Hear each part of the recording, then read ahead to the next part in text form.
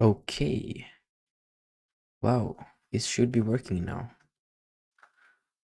Uh, yeah, seems to be working. Very nice.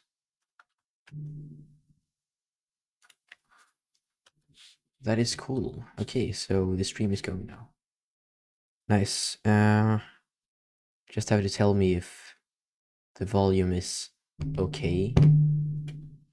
Also, I can move this to like number 5 so I have everything sorted nicely here. Yes. Yeah, so the stream is going now. Sometimes, and it's slightly later than I would have wanted it to, but that's fine.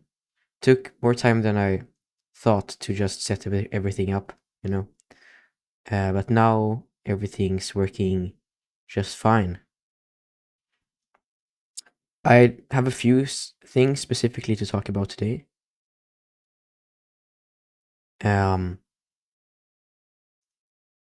like any questions are also fine. But yeah, as you may have noticed, this does not look as Windows, and that's because it isn't. This is actually, yeah, this is this is Arch Linux with Hyperland. So I've done some rising, and it looks quite cool now. I can switch between the different windows very quickly. I can open a separate terminal if I want to, and I can move between them like this too. And I can take a screenshot like that. It's a lot of cool stuff going on there. I can also like go here, open up this, search for Steam, and I could play some game too. Okay, now we have someone watching. Hello, hello, Ciracle. For some reason, Steam takes like an eternity to start as well, so that's fun.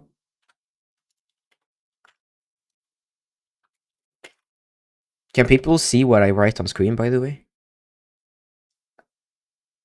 That would be kind of nice to hear, because I'm going to do a bit of coding, so if people actually see what I write, that would be great. Okay, now Steam is starting. That's fun.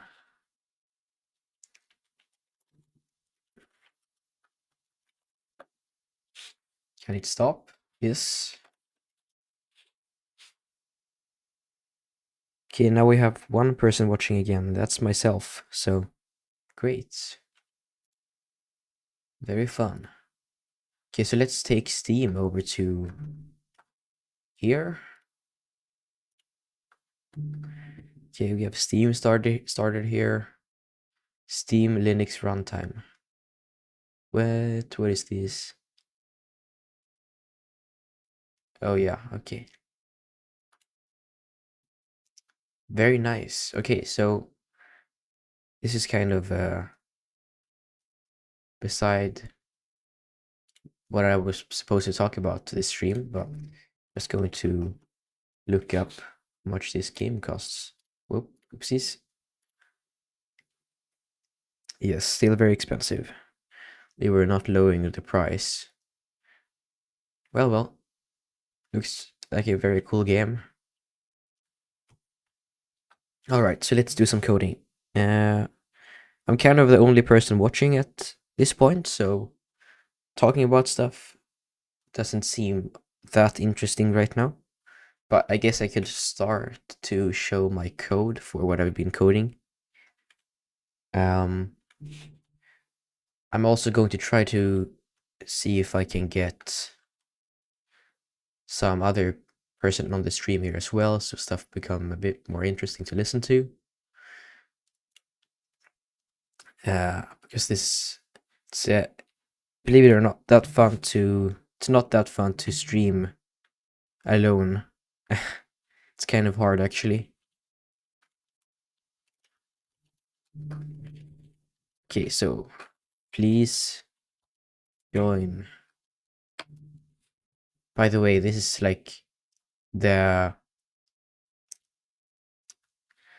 this chat is just for staff, so to be honest, maybe you shouldn't see this, but we don't have anything too important here at the moment.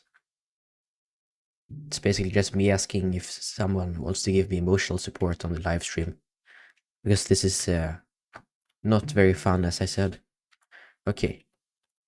Another somewhat interesting thing to talk about is that I use NeoVim now, which is kind of interesting. I like it so far. Yeah, it's great. I get why people use VS Code. Kind of has a lot of stuff built in, but if you can do some customization and easily get to a point where NeoVim is just everything that VS Code is, but better. So I don't really see the point of using something like NeoVim right now. Can't happy with what I've got right now. In case you're wondering, or in case I'm wondering, I guess because I'm still the only one listening to this, I have been using VS Code before a lot, so it's not. Think I qualify to tell you that it isn't great, or it is kind of good, but I think this is better. It's hard having an unbiased opinion.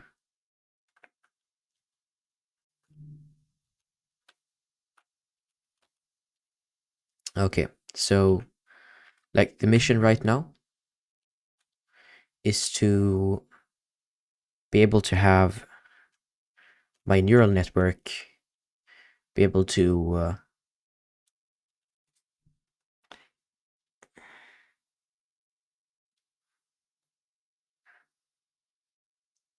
take the output of all the output neurons and tell me which one of the 10 most, which one of those that light up the most, and then it chooses out of the 10 most likely ones at random, basically.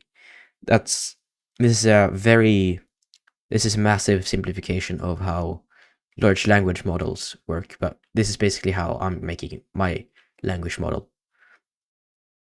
I actually have an actual list containing all of the words that they can use for vocabulary, so that's also kind of interesting.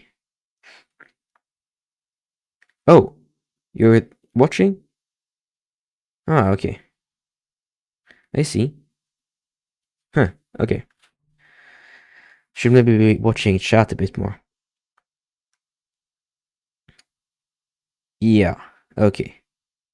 I should probably adjust the...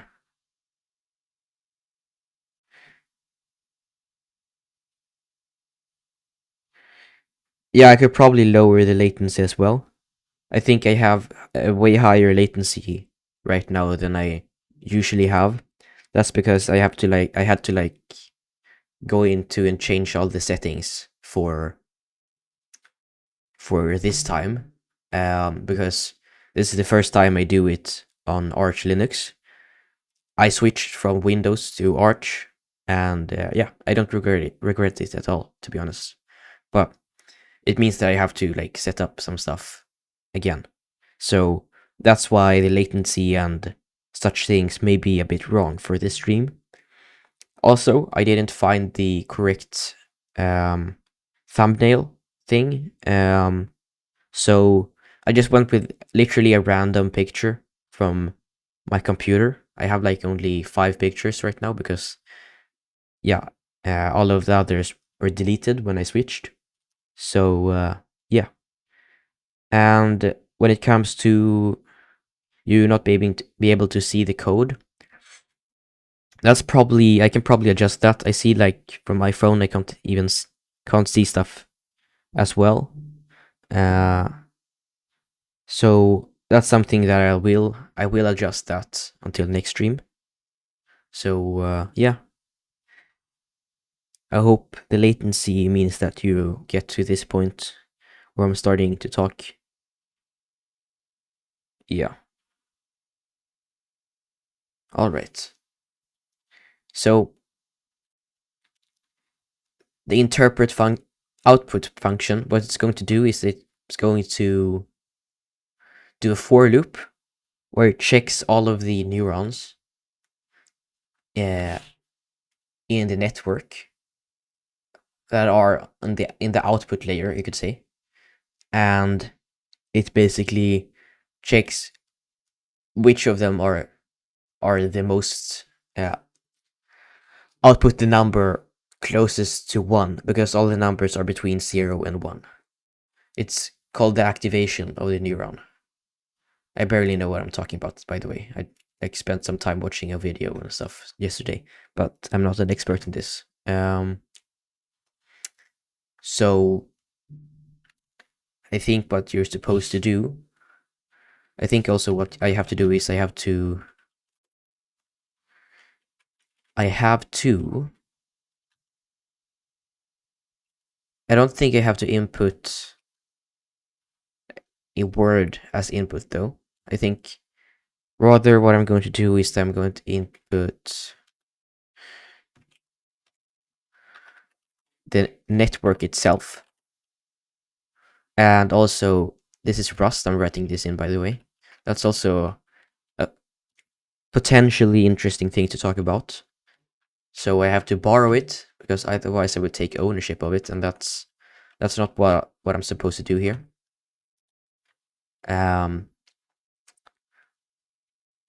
So yeah. Let's also see if like people can actually join the call and help me with the stream a bit. Okay, there are literally 3 people here. Okay.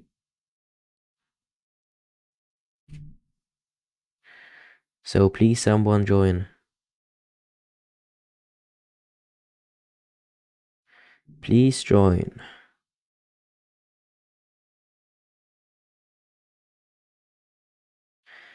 I have nothing to talk about. And no one's listening to the stream. And no one is looking at the stream. All right. So, yeah, I went through kind of how this neural network worked at the most fundamental level. So let's continue writing this code. So basically, I have to like actually go up in here and check as well. Something that real NeoVim users don't do. They don't do scrolling on the mouse, by the way. That's a very VS Code thing. I just do it anyway because I haven't learned all the different commands you can do to code faster. I'm actually doing the NeoVim tutorial thing as well. It's really great. You write the command tutor and you do like an interactive course learning all the basics of Vim or NeoVim. Okay, so let's see here now. Pub, struct, network. And yeah, it has a few different layers. So each layer has a bunch of weights. So here's the interesting thing. This is not how I would have structured this if I'd written it by myself. I basically, because when I started this, okay, now you say something interesting here. You could spend part of the stream talking about Project Void Merge if you need something to talk about. Yeah, definitely. Think I might have something to talk about right now, though. I'll probably talk about that as well. It's also something. It's a topic that I should probably talk about, at least at some point of the stream. So basically, here, when it says layer, it means like one layer of neurons. The thing is, it doesn't really mention the word neurons in here, so yeah, it's just calls it just what this means basically is that in this two-dimensional vector, one row is one neuron, and uh, and one column is like that's all the different weights for the stuff. I hope that makes some sense. Um, and then with the biases, there's just one bias per uh, neuron. Yeah. So that's how this works. And then the network it holds an a vector of different layers, and the layers are different neurons. Hope that makes some sense. So all that the network is basically a connection between different layers of neurons, and the amount of neurons kind of depends on what you're trying to do, and also how smart you want it to be. So, for example, if I want to determine if a number, uh, if something is, if we'll say if I draw something on the screen, and then I want my neural network to be able to recognize what number that is that I've drawn, then then the output neurons, there would probably be 9 of them, because there's 9 different possible, or I guess 10 with the 0 then as well. Yeah. So there's 10 different possible numbers that I could have drawn. If we're only if below 10, of course. Yeah. Kind of a confusing explanation, but you see what I mean. So in the output, it kind of chooses between the different ones and assigns how likely it is that it is that one. What language models do is that it takes the 10 most likely ones and picks one of them at random. I'm not sure if it's 10 most. I think it's more like with the 50 most likely ones, possibly. Um, but the point is that there's some randomness involved, and that's what makes each conversation with ChatGPT unique. Um, because other than that, all that a neural network and language model is a very complicated multi-layer math function, you could say. So it isn't more complicated than that.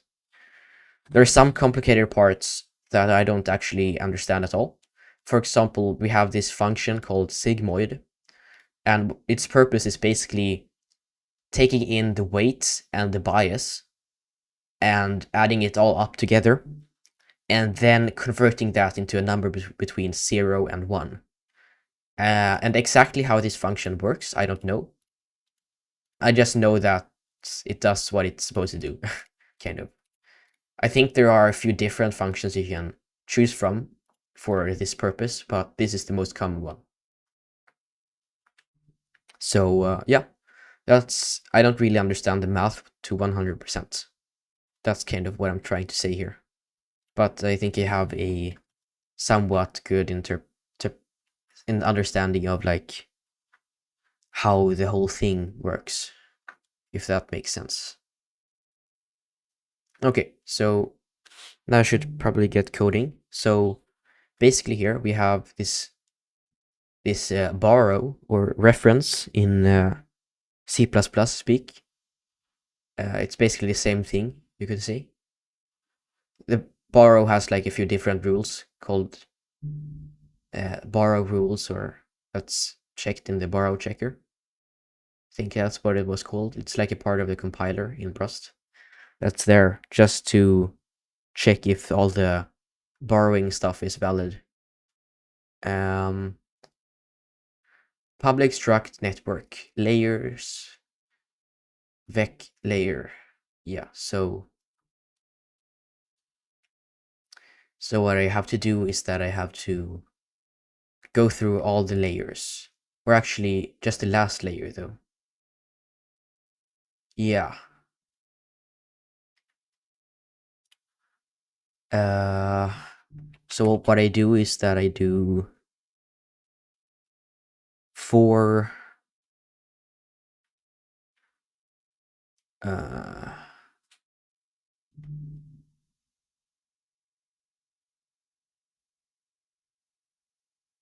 and then in the layer there are a few different biases there as well. So I have to check all the different neurons in there. This is kind of complicated. I don't really code that well then when I'm streaming, to be honest.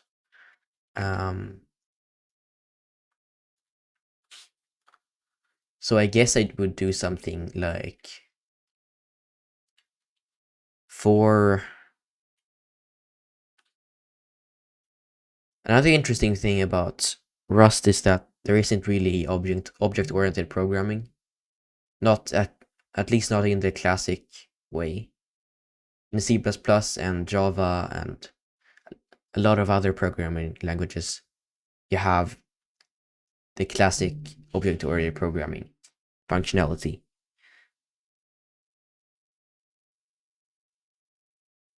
Yeah, I understand it's kind of, yeah.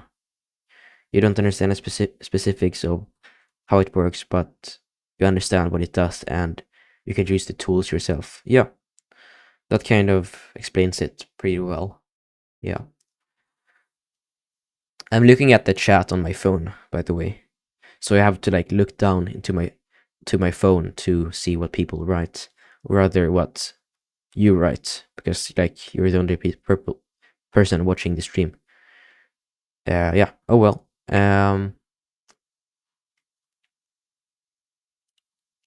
So I think I would do something like for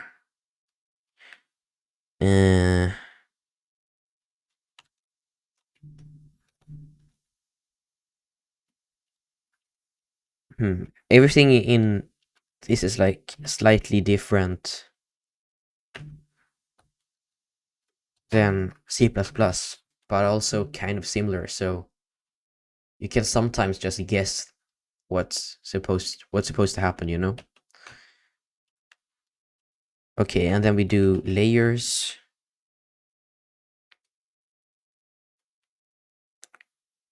Yeah, it's kind of complicated. There's a lot of settings. That's also kind of an annoying thing about Windows. It's the crazy amount of settings. It's absolutely crazy.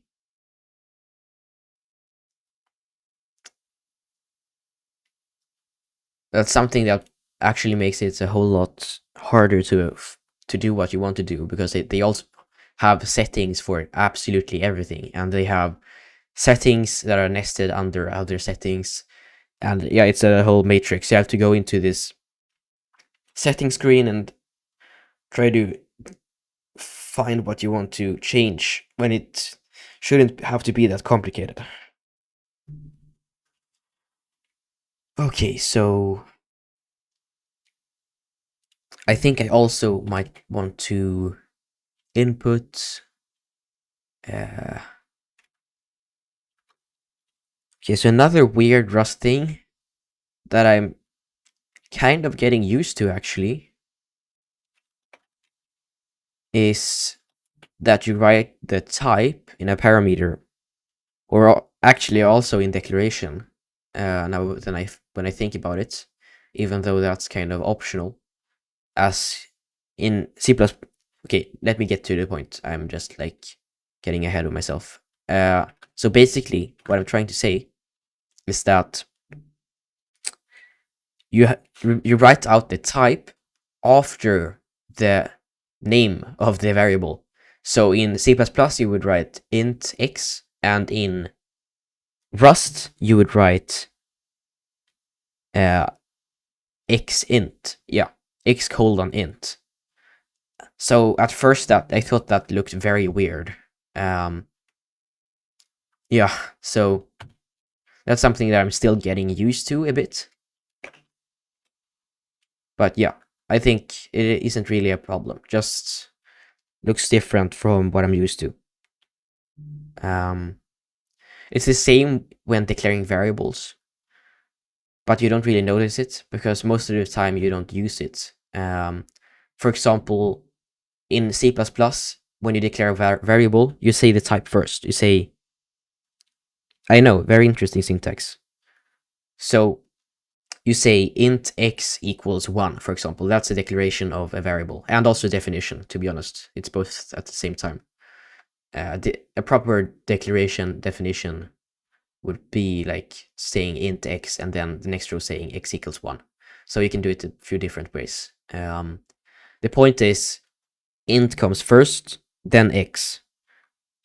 But when it comes to Rust, you could just say let x equals 1, and it would figure out that it's an int on its own. So that's kind of like saying auto x equals 1 in C++. So yeah, in C++, you have to say the type explicitly at declaration/definition. But you can also use auto if it can find out on its own what variable it will be. So if you define it and say it's auto, then it will just look at what the other end of the equal sign is, and make it that type. Yeah, a lot of words, but I hope you understand kind of what I'm saying. Whilst in Rust, it kind of does the auto thing for you. But then there's also the alternative of being explicit with it.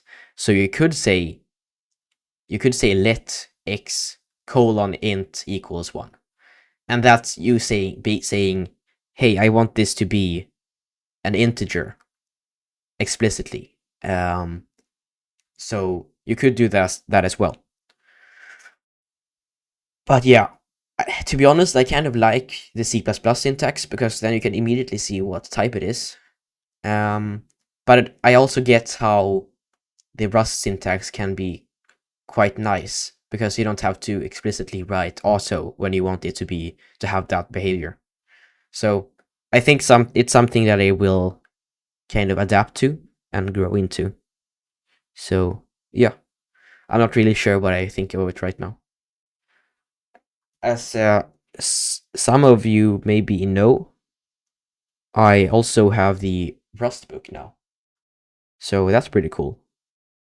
It's the one that they call the book, kind of menacingly.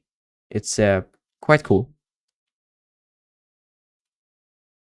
Yeah, seeing the type of the variable is quite nice, actually.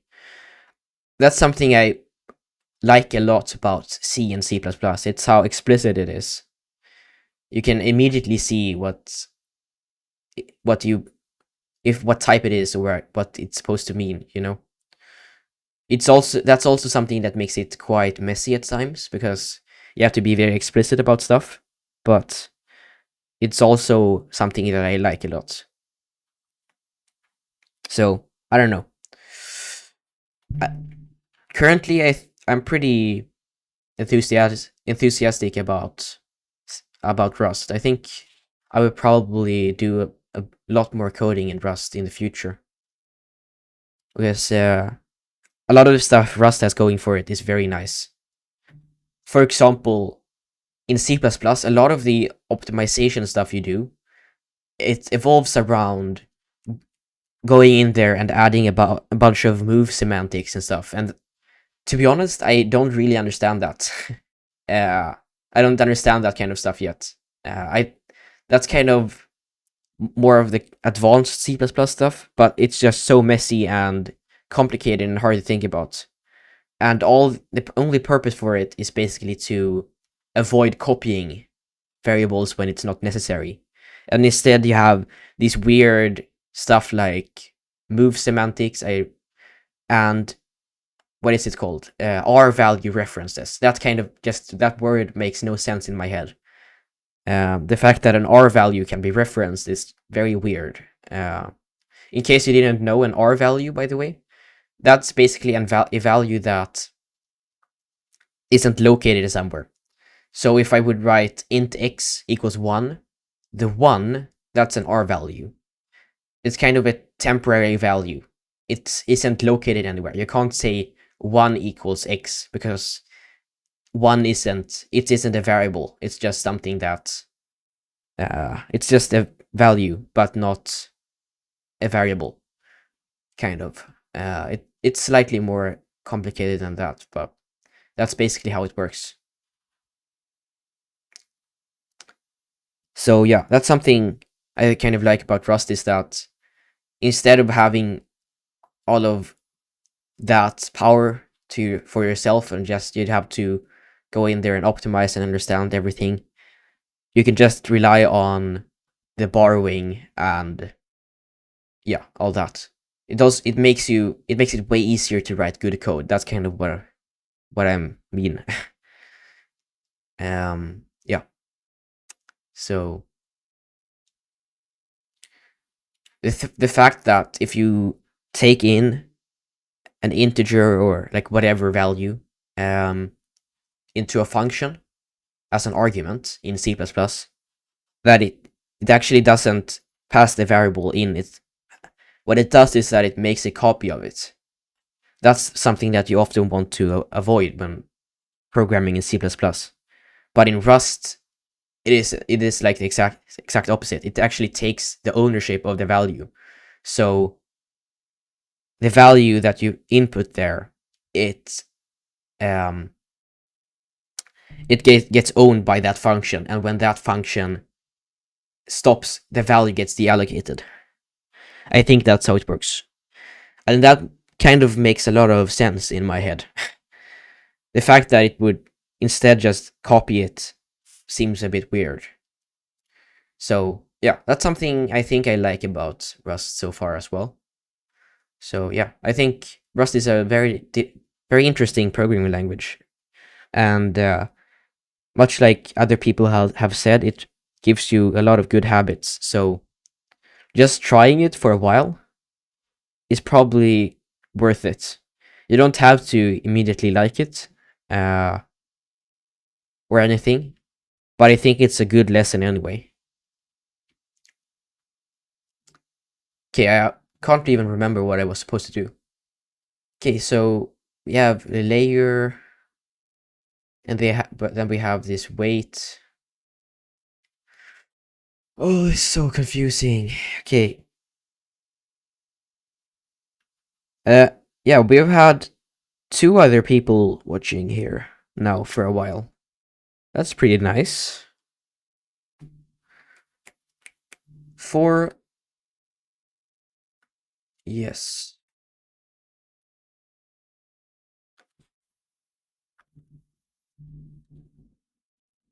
Kind of stupid here. I think I should do 4i in... Okay, I just remembered yet another difference.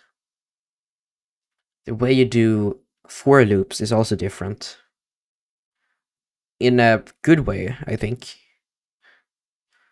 In C++, there's a bit of boilerplate when it comes to for loops. And you also have 2 types of for loops. You have the for each loop, and then you have the normal for loop. So yeah, I think that's something that's slightly hard for beginners to understand immediately. It isn't actually that complicated, just a lot of typing things out. You have to declare a variable and then say how much it's going to increase until the next loop, and yeah, so there's a lot of stuff. Whilst in Rust, the syntax itself is a bit more understandable. So you basically write for I is a variable. It's the same thing as writing int I in a for loop in C++. And then you write in, and then you write some kind of range. So this is something that it looks a bit weird at first, but it kind of makes sense. So what you often write is that you write 0 ... and then some number. You could say, if you say 5, for example, then it's going to iterate 5 times from 0 to 4. So yeah, it's kind of you declaring a rage, you could say. Hope that makes some sense. So yeah, it's pretty cool. Yeah,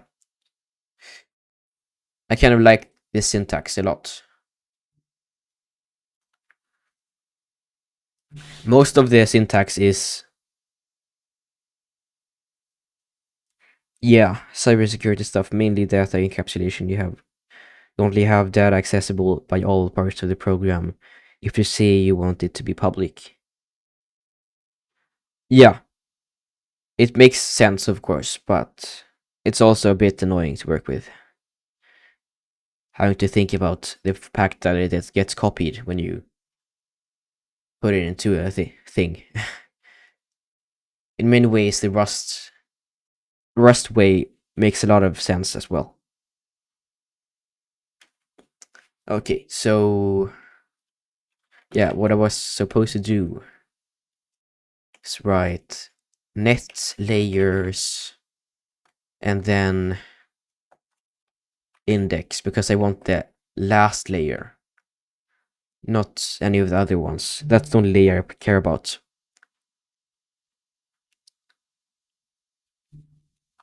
So now what I do is I iterate over the the different neurons in the last layer of the network. I hope that's what I'm doing. Yeah. So now I just have to remember what the heck I was supposed to do.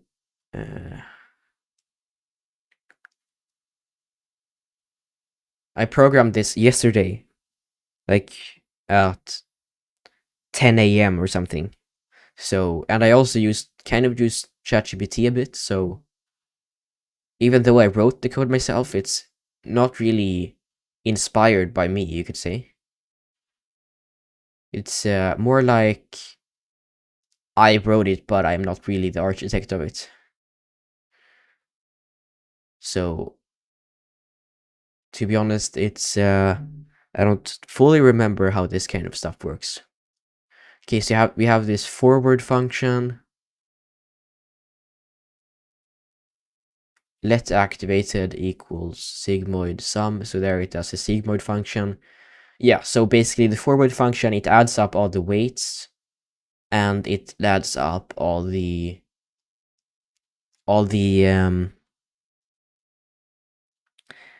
yeah, exactly. It's an LLM inspired SLM. Okay, so we add up the weights, we add up the biases, and then we input that into the sigmoid function, and that function returns an FR32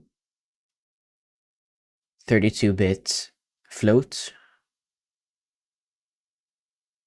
and then we push all of those into the output. Yeah, exactly. So it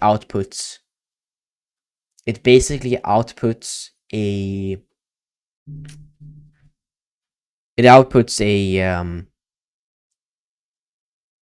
I can't think right now. It outputs a vector of floats, and that's the output of the neurons. Okay, that makes sense. So basically, I think I have to also put in the neuron's outputs as an argument of this function. I think I'm probably writing this in a very stupid way, but at least I'm writing it myself. I did a lot of kind of vibe coding yesterday. So there's part of this code that I'm not really I don't fully understand currently. I think syntax-wise I understand everything and the Rust stuff, but there's a lot of stuff going on that are purely about making the neural network work. So It's a lot. The thing is with neural networks, it kind of adds up very quickly. If you add a new layer, and yeah, the connections, they just multiply. So at some point you have like 15,000 weights and biases. That's like a lot. So it's very hard to think about. I only have like 20 neurons. So it's, this language model is not that complicated. And currently it isn't even a language model. It's just all it is that it's a neural network that can interpret text. That's basically all it is. And the way that it interprets text is also very stupid. So it's basically, it does nothing right now. It has no meaning. Okay, so what was I supposed to do? I was supposed to take the output. Yes. So we can call it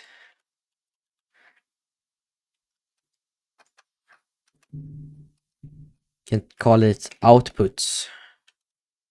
Maybe that's a weird name to call it. Activations. And then have it be, I think, a borrow of does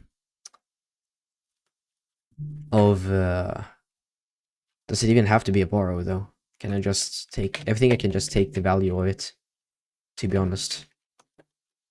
I mean, not, I'm kind of getting a bit confused. I think I can just take ownership of the value, because I won't need that later, I don't think. Because it recalculates its every iteration anyway, so I think this should be a fine way to do it. Yeah, so vector of f32. That's all the that's all the outputs of the neurons at the output layer. You always feel a bit smarter about stuff when you talk about it on the stream. So yeah, quite cool this, yes. Activations at the index of I. And then now we have to do the actual, I think what I probably have to do is that I have to make a new vector that's only the 10 most positive numbers in the activation thing. So I declare a new vector above the for loop. We can call it, and we also have to have it be a f32 vector. Yes, makes a lot of sense. Vec f32, and oh, now I'm doing C++ habit stuff instead. Yes, sorry, I'm a bit stupid. I have to write, the type goes after the value. That's something, I just talked about that, so I'm not really sure why I can't remember it right now. Okay, so we can call it output for simplicity, because it's the output of this function. So that it makes at least a slight bit of sense to call it that. So let output, and we can also specify, or actually probably don't even have to do that. We can vec and then f32 : new. This is just a function that basically constructs a new vector. And also, since we already don't know the size of it, we can actually do something slightly more fancy. With size, can't really remember what this function was, to be honest. But basically, there's a function that makes it possible to do the equivalent of in C++, doing reserve on a vector. In this case, you don't know what that means. It means that you reserve a certain amount of space in a vector at declaration, or you can do it after declaration too, actually.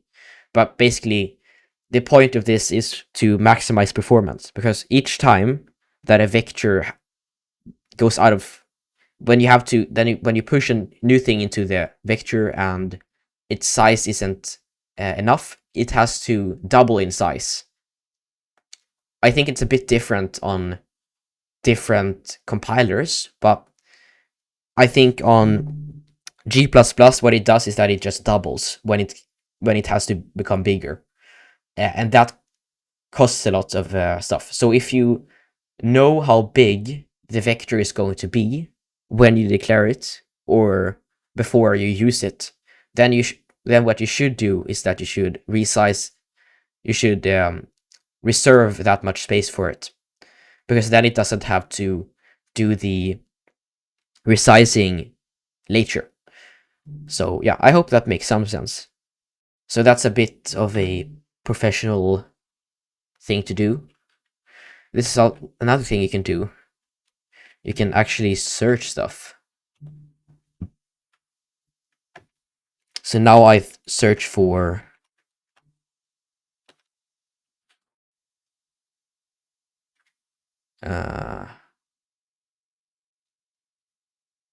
Vic F32. Okay.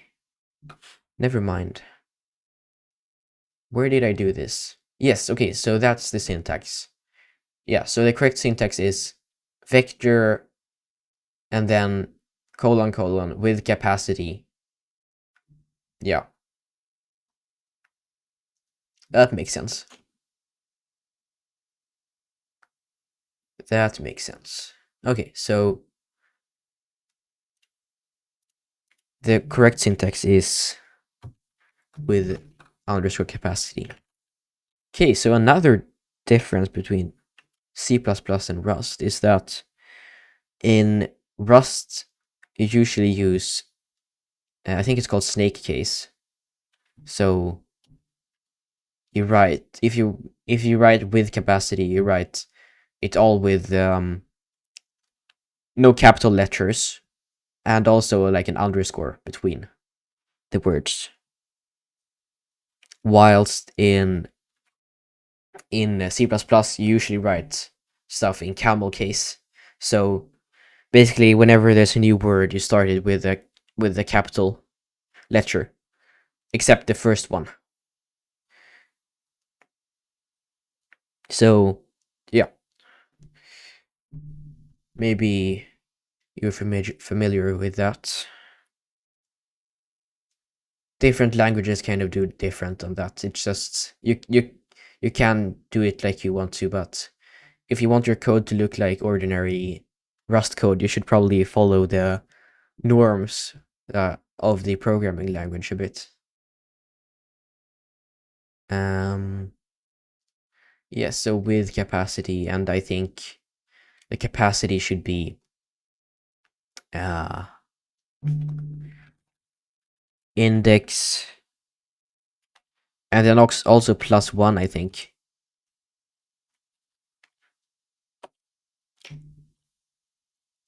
Yes, so index +1.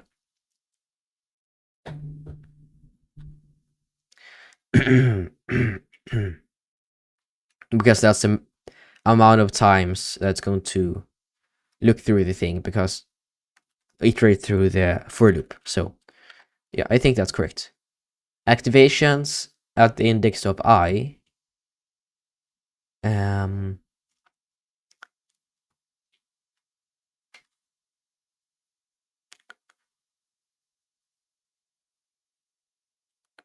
And how do I do this now?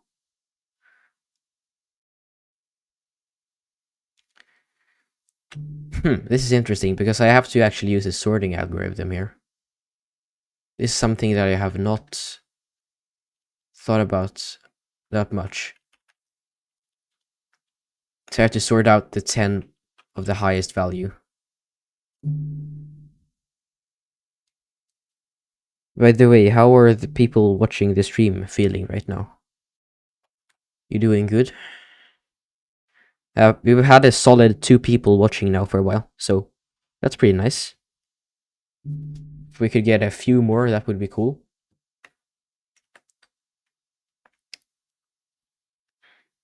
Nice, nice to hear. The delay isn't even that bad. It doesn't seem like it, at least. It's like 15 seconds maybe. I'm not sure. Something like that.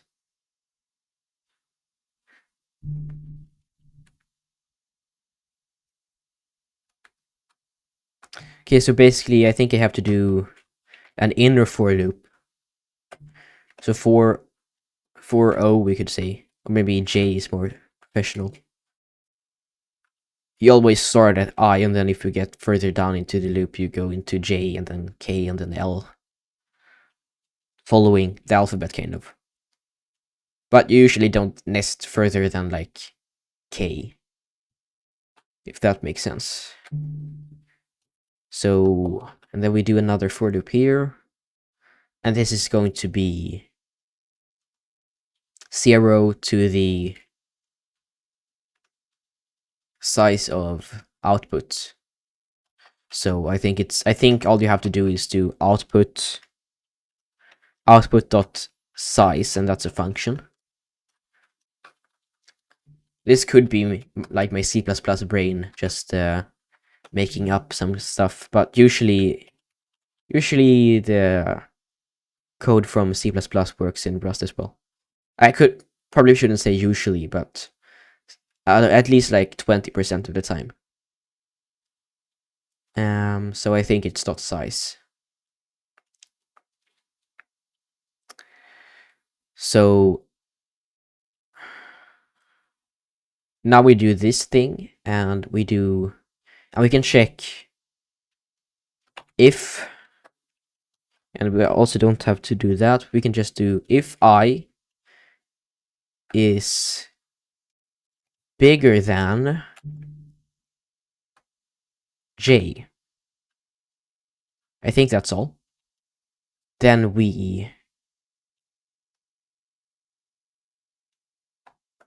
it's a lot of nesting here. I think then we can just do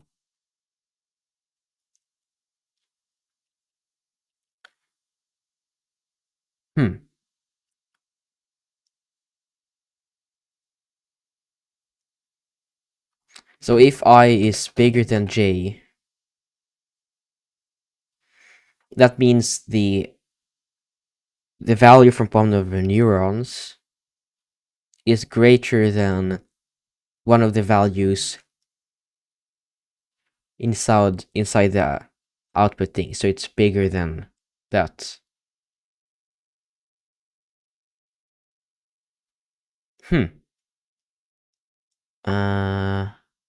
I think we could do something like output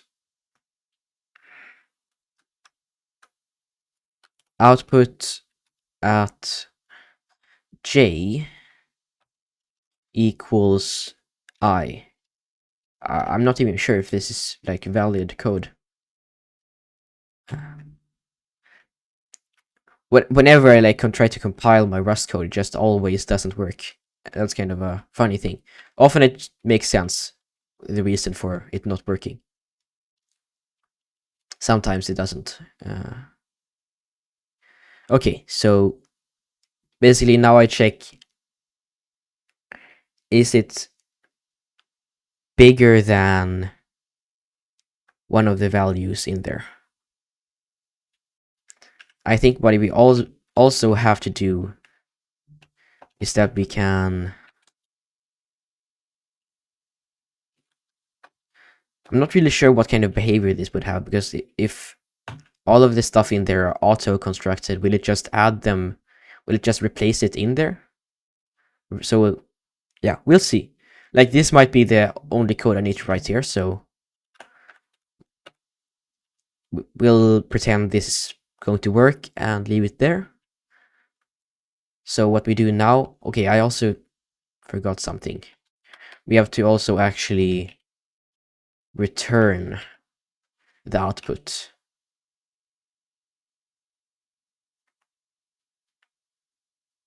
Wait, am I just stupid right now? Yeah, no, I'm just stupid. So no, this is more complicated than that. We basically have to somehow do some kind of randomized thing.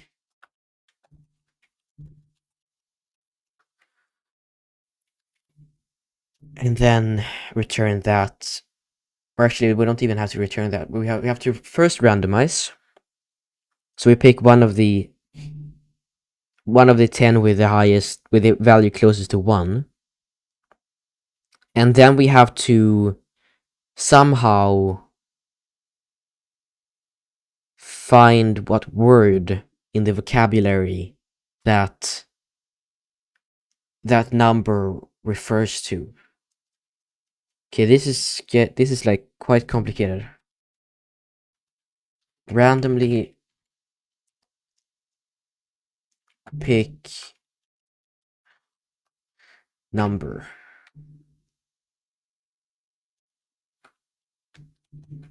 I realize now that I maybe have to like add in some new thing, some so that it works. Not sure.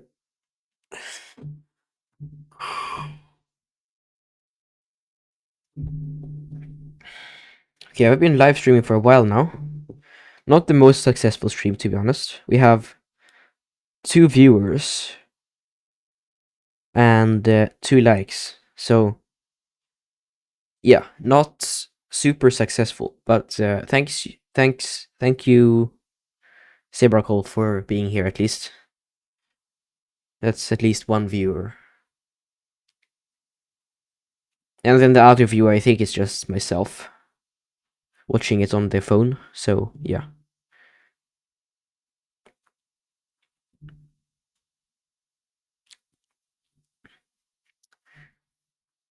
Randomly pick number. So I actually have to probably do something not very nice here. I have to probably go into here and actually ask ChatGPT how to do randomization thing in Rust.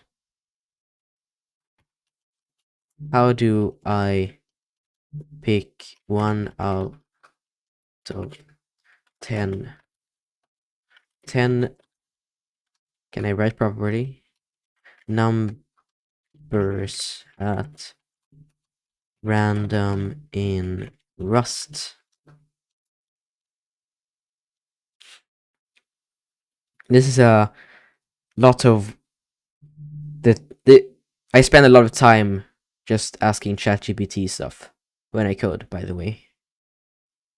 Okay, so you probably have to import a new crate for that gives you the that's a new another thing that's pretty nice about Rust. It's how cargo works. It's so easy to link stuff and import crates.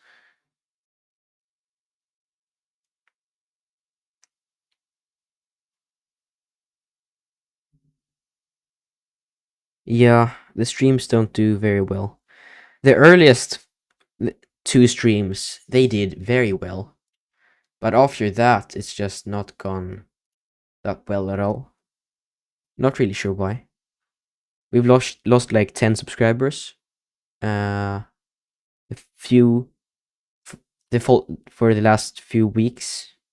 I think the reason for that is just that they weren't the intended audience for the channel. So I'm not really concerned about that. We will also probably have a new video out pretty soon. Walnut been working on it, but he's also very, very busy with other stuff, so we have to respect that as well. He works a lot and yeah, does a lot of stuff that takes a lot of time. Yeah, exactly. That's what I meant about that.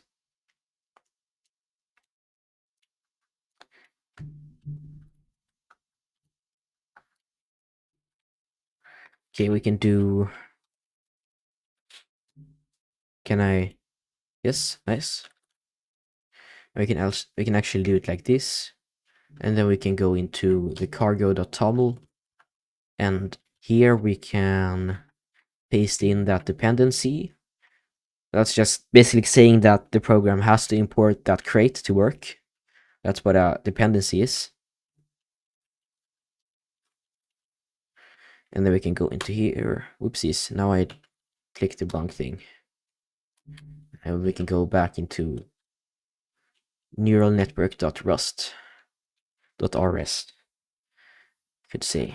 And there's probably some smart way to go there at the top of the file as well, that I just don't know. And then what did ChatGPT want me to write now? Now again. Yes, use rand RNG. Sure, I can do that.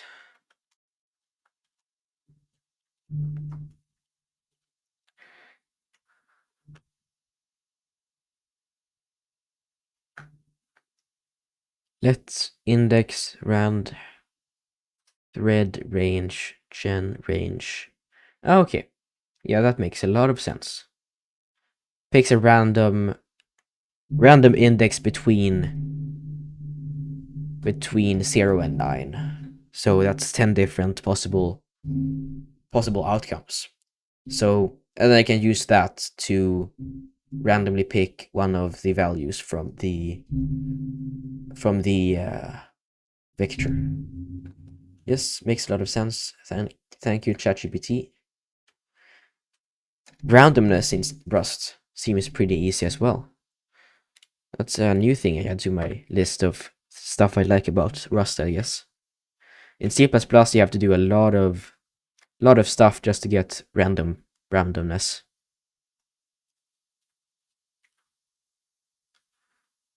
In many ways, Rust is a bit more clean than C++. But they're also kind of structured in a similar way. You have this standard library in both of them. I think Go is kind of written for people that like C, and Rust is written for people that like C++, kind of.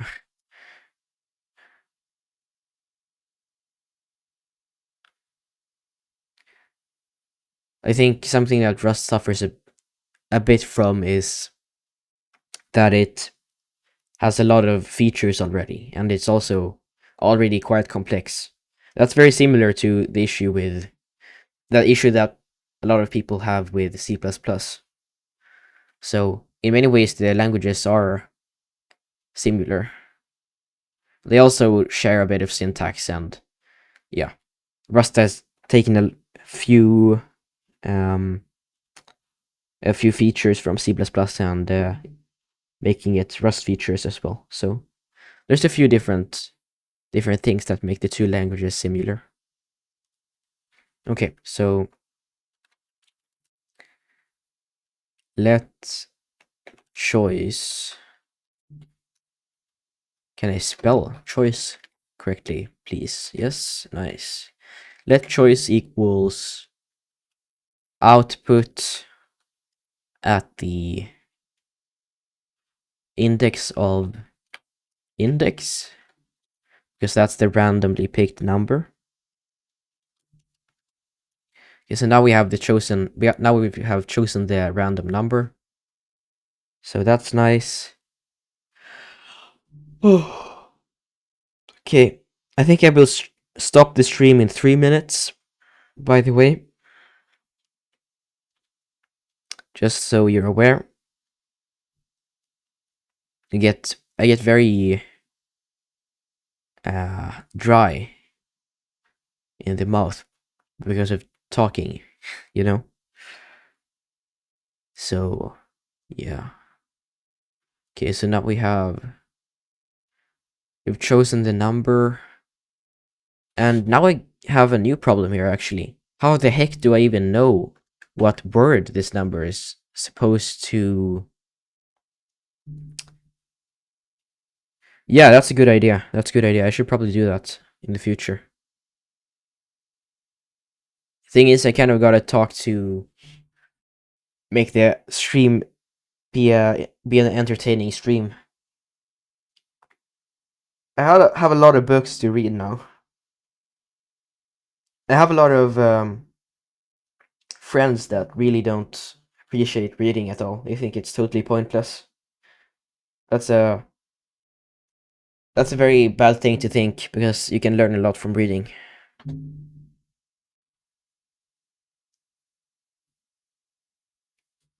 Okay, so let's see here now. I think I probably have to go in and add some kind of thing that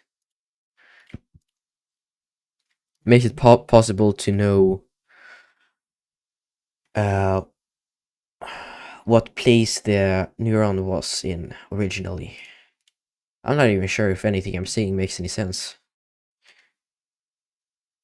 So for each layer, maybe we could add a new vector, which basically says what word that the neuron points to. The thing is, that's kind of a stupid feature as well, because that's only going to be... Yes. True. Alright, so...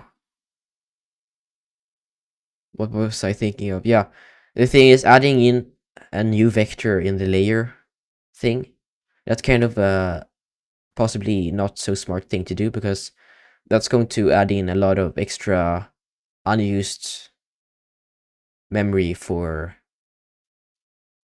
layers that don't need it, because it's only really the output layer that needs that distinguishing.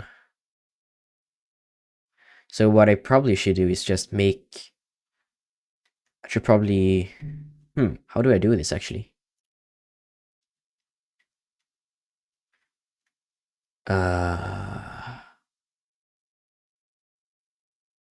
Wait, maybe I can look at the... Yeah, I can probably look at the...